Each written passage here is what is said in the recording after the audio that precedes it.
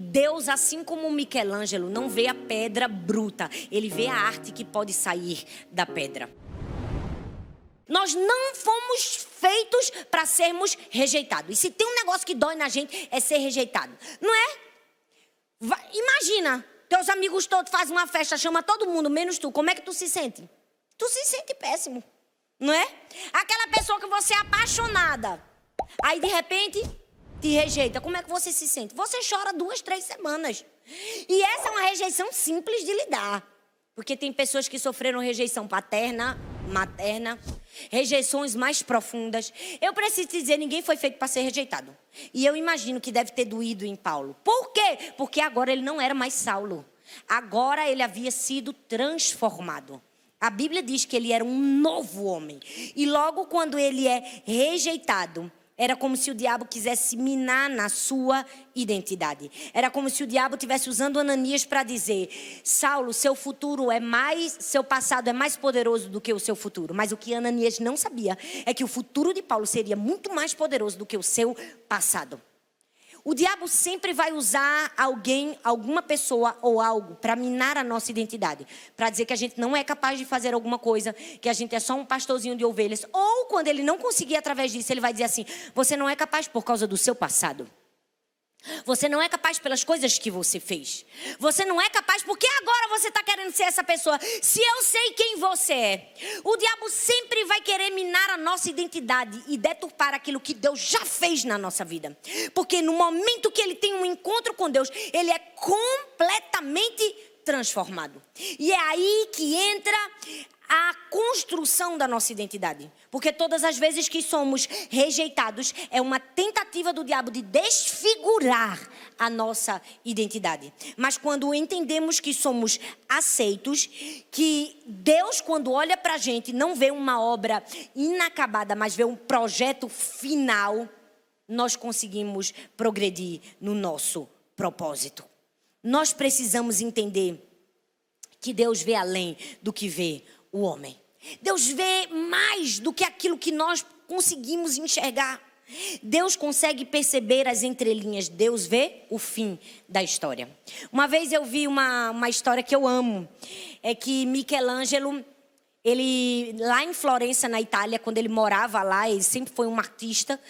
E conta a história que vários homens tinham uma pedra assim de mármore. E vários homens tinham tentado esculpir nessa pedra. Vários homens tiveram várias tentativas e frustradas. Era uma pedra quase sem solução. E estava ali feio, aquela coisa feia. Até que uma pessoa tem uma ideia. Vamos chamar Michelangelo para ver se ele consegue fazer alguma coisa com isso aqui.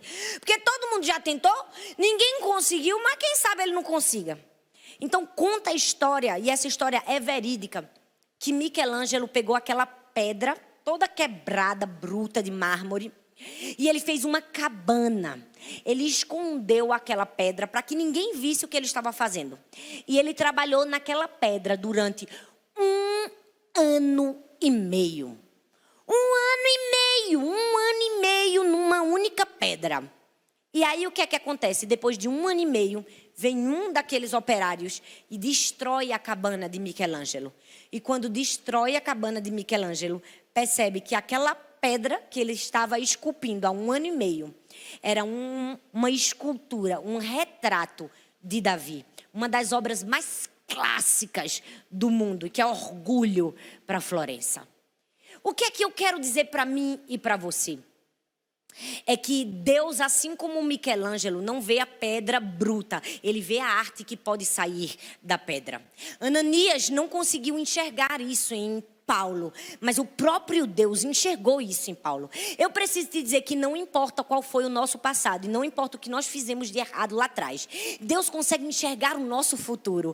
Apesar das pessoas só apontarem nossas imperfeições, nossas limitações, Deus consegue ver a nossa projeção de futuro. Deus consegue ver aquilo que nós podemos nos tornar. É por isso que Deus sempre vai trabalhar para construir a nossa identidade e o diabo sempre vai trabalhar para destruir a nossa identidade. Eu amo que o texto do versículo 15 ao 16, o Senhor diz a ele: esse é o meu homem, esse é o meu instrumento escolhido para levar meu nome aos gentios. É como se Deus estivesse dizendo assim, aquilo que todo mundo está acusando, eu prefiro acreditar. E sabe, não importa o seu passado, se o diabo se levanta com fúria contra você, é porque ele já sabe que Deus mudou sua identidade. E quando Deus muda nossa identidade, muda o nosso destino e o destino de milhares de pessoas junto com a gente. Davi foi tentado na sua identidade para ser paralisado e não ser um libertador. Paulo foi tentado na sua identidade para ser paralisado e não ser um evangelista. Mas não somente foi Davi e Paulo.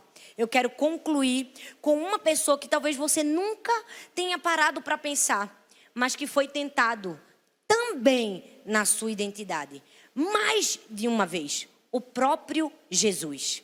O próprio Cristo. Ele havia sido levantado para salvar. Esse era o seu propósito. Portanto, ele sofreu oposição. De quem? Ele sofreu oposição do próprio Satanás. Davi sofreu oposição da sua família. Paulo sofreu oposição da igreja. E Jesus sofreu oposição do próprio Satanás. A Bíblia diz em Lucas capítulo 4, verso 1 e o 2, diz assim: Jesus, cheio do Espírito Santo, voltou do Jordão e foi levado pelo Espírito ao deserto. Durante 40 dias foi tentado pelo diabo. Não comeu nada durante esses dias, ao que ao fim deles teve fome. O diabo levou a Jerusalém, colocou-o na parte mais alta do templo e disse: se você é o filho de Deus, jogue-se daqui para baixo. Pois está escrito, ele dará ordem aos seus anjos a seu respeito, para que o guardem. Esse texto ele se refere ao início do ministério de Jesus. Perceba que logo no começo o diabo já quis tentar Jesus na sua identidade. Porque aquele era o começo do ministério de Cristo. Ele estava passando por uma quarentena. Não aquela que a gente passou aqui na pandemia. Era uma quarentena de jejum e oração. Era uma preparação para iniciar o seu ministério. Naquela preparação, o diabo já sabia quem Jesus seria, o que ele faria. Ele sabia que todas as profecias estavam se cumprindo em Jesus. Ele sabia que Jesus havia nascido em Belém, de uma virgem. Ele sabia tudo o que ia acontecer. Ele até sabia que aquele tempo de preparação era algo que poderia prejudicar ele muito lá na frente. Então ele vai certeiro, ele vai na identidade de Cristo. Ele diz assim: se você é o filho de Deus, como quem diz, quem você pensa que você é? Ou, se você é o filho de Deus, se jogue daqui. Ele estava tentando a identidade de Cristo.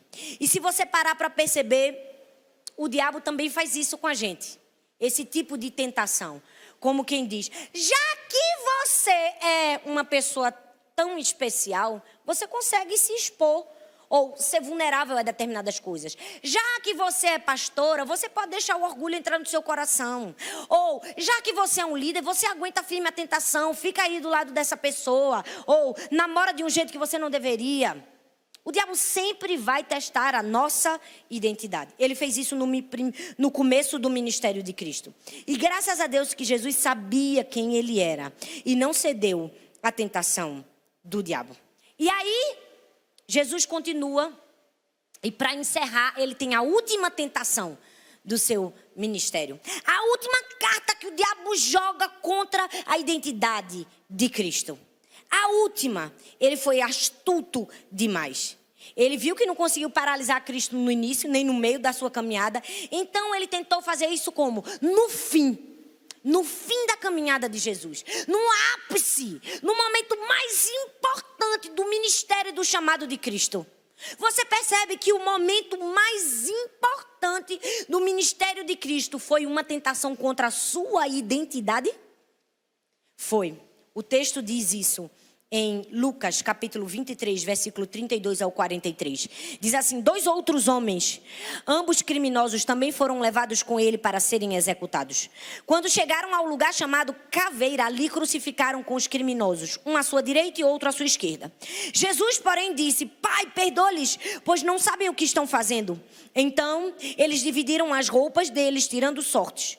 O povo ficou observando e as autoridades o ridicularizavam. Salva os outros, diziam eles. Salve a si mesmo, se é o Cristo, o Filho de Deus, o escolhido. Os soldados, aproximando-se, também zombavam dele. Ofereceram vinagre a ele e diziam: se você é o rei dos judeus, salve-se a si mesmo. Havia uma inscrição acima dele que dizia: este é o rei dos judeus. Um dos criminosos que ali estavam depedurados lançava-lhe insultos, dizendo: não é o Cristo? Salve-se a si mesmo. Mas o outro criminoso o repreendeu, dizendo: você não teme a Deus, nem estando sobre a mesma sentença? Nós estamos sendo punidos com justiça porque estamos recebendo o que os nossos atos merecem. Mas esse homem não cometeu nada algum. Então ele disse: Jesus, lembra-te de mim ao entrares no teu reino. Jesus disse: eu lhe garanto que hoje mesmo estarás comigo no paraíso. O diabo, vendo que não conseguiu paralisar Jesus no início do seu ministério, quando atentou contra a sua identidade, no fim do seu ministério, no ápice, no momento mais importante que ele estava entregando a sua vida por amor a mim e a você, o diabo disse: quem você pensa que é? O diabo disse: se você acha mesmo que é o Cristo, salve-se a si mesmo, saia dessa cruz. Você percebe como é grave ser tentado na nossa identidade? Como é sério falarmos da nossa identidade? O diabo tentou a Davi, tentou a Paulo, tentou a Jesus e vai tentar você e a mim também. O que nós precisamos fazer? Saber quem nós somos. Saber que somos únicas e especiais para Deus. Saber que temos um chamado. Saber para que estamos aqui. Saber lutar contra as hostes do inferno.